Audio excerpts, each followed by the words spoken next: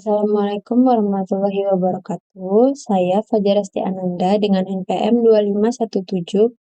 2517051063 dari kelas Ilmu Komputer B. Di sini saya akan membuat video pengganti pertemuan 13 untuk mata kuliah struktur data responsi dengan materi binary search tree.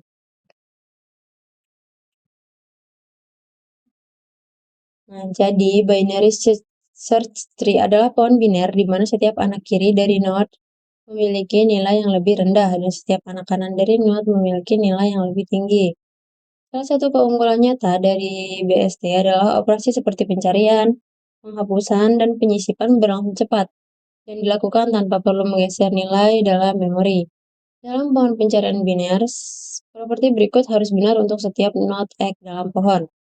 Anak kiri dari node X dan semua keturunannya, seperti anak, cucu, dan seterusnya, memiliki nilai yang lebih rendah daripada nilai X.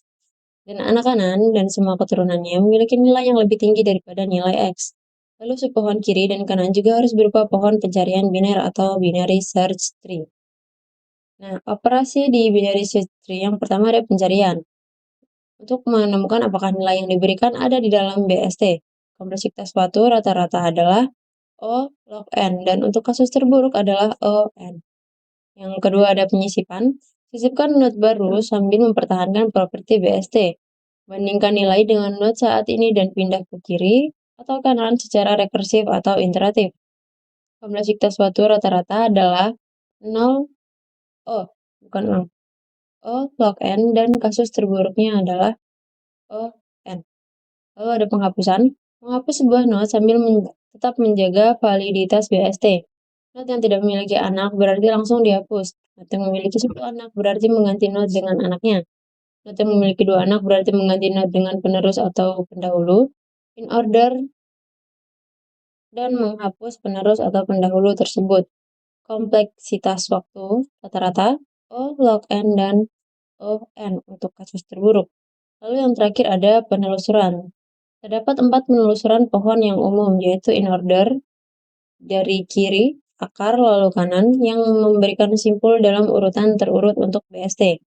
Lalu ada pre-order, dari akar, kiri, dan kanan. Lalu ada post-order, dari kiri, kanan, dan akar. Dan level order yang menelusuri pohon tingkat demi tingkat menggunakan antrian. Selanjutnya ada langkah praktikumnya untuk pencarian atau searching. Misalkan kita ingin mencari kunci angka, kita mulai dari akar, maka kita membandingkan nilai yang dicari dengan nilai akar. Jika nilainya sama, pencarian selesai. Jika ukurannya lebih kecil, kita tahu bahwa kita perlu pergi ke subpohon sebelah kiri. Jika lebih besar, kita akan mencari di subpohon sebelah kanan. Ulangi langkah di atas sehingga tidak ada lagi penelusuran yang memungkinkan. Jika pada iterasi manapun kunci ditemukan, kembalikan true. Jika not bernilai 0, kembalikan false. Searching dapat dilakukan dengan dua metode, yaitu rekursif dan iteratif. Ini kode untuk pencarian dengan metode rekursif. Dan ini kode untuk pencarian dengan metode iteratif. Yang kedua, ada penyisipan atau insert. Saat melakukan penyisipan pada binary search tree atau BST, kita perlu memasukkan simpul baru dengan nilai tertentu ke dalam BST tersebut. Semua simpul memiliki nilai yang berbeda dalam BST, dan kita dapat berasumsi bahwa nilai baru yang akan dimasukkan belum ada di dalam BST.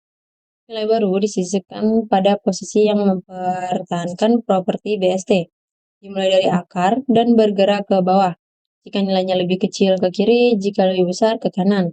Lalu lanjutkan hingga menemukan tempat kosong di mana simpul dapat ditempatkan tanpa melanggar properti BST, dan menyisipkannya di sana sebagai daun baru. Kode untuk penyisipan dengan metode rekursif. Dan kode untuk penyisipan dengan metode iteratif.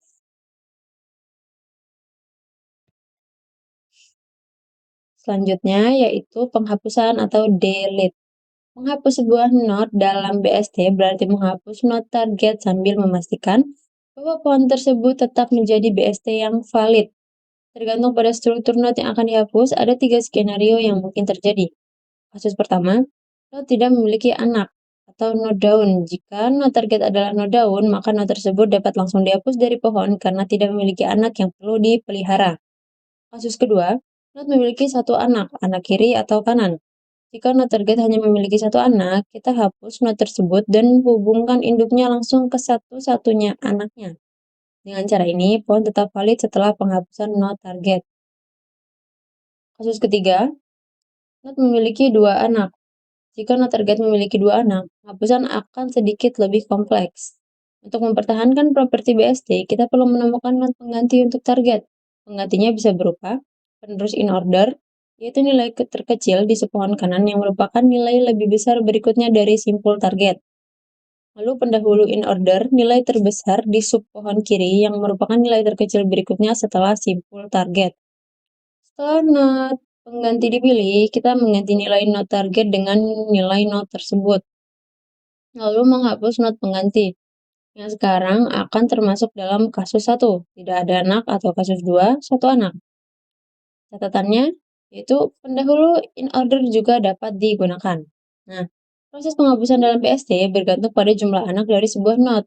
Tidak memiliki anak berarti cukup hapus, suatu anak berarti menghapus not dan menghubungkan induknya ke satu-satunya anak not tersebut.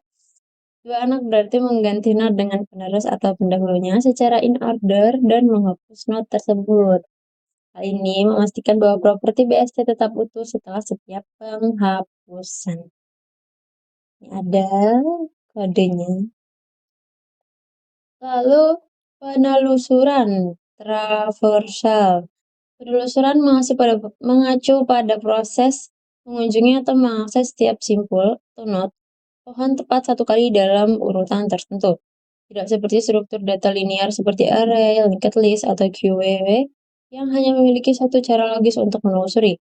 Tree menawarkan banyak cara untuk menelusuri simpul-simpulnya. Yang pertama ada depth first transversal atau DFT. Menjelajahi sejauh mungkin di sepanjang satu cabang sebelum menjelajah cabang berikutnya. Jenisnya in order, pre-order, dan post-order. In order traversal mengunjungi not dalam urutan left, right. Jadi dia dari kiri, lalu ke akarnya, dan ke kanan. Lalu ada pre-order traversal.